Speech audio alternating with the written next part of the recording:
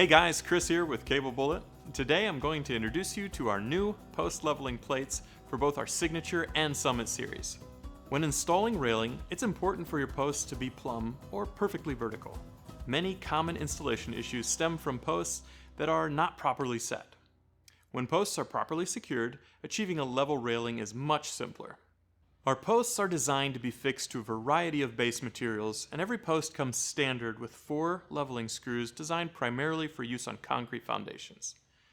For homes with a deck built of softer woods or composite, it may be helpful to utilize a leveling plate to decrease direct pressure to the decking surface and avoid damage. Our plates are made to absorb pressure caused by adjusting and tightening your mounting screws and leveling screws. Significant pressure can result when working to achieve a plumb post, and our leveling plate provides a solid surface between the post base and your decking material. Leveling plates are also useful for raising up the occasional post on surfaces with significant dips or variations across its plane. If needed, our plates can also be doubled up for added height.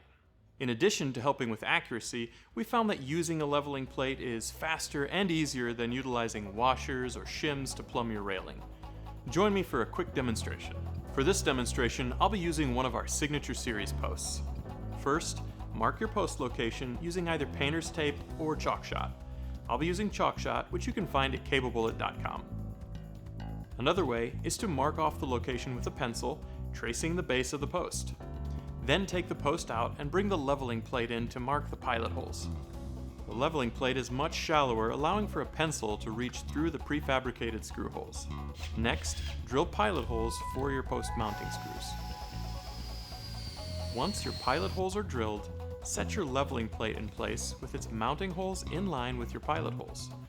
The screw holes of our leveling plates match our posts. Place the post on top of the plate.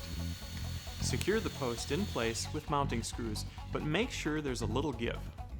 This wiggle room allows for adjusting the post base against the leveling plate. All our posts have built-in leveling screws, whether you're using a leveling plate or not. Again, for softer surfaces, a leveling plate will protect it from potential damage and provide reinforcement over time. Once your post is secure, but with some give, check to see which direction it needs to tilt in order to achieve a plumb position. I'm going to use a post and pipe level, which you can pick up at your local hardware store. You'll want to adjust your leveling screws with a 3/16 Allen wrench until plumb.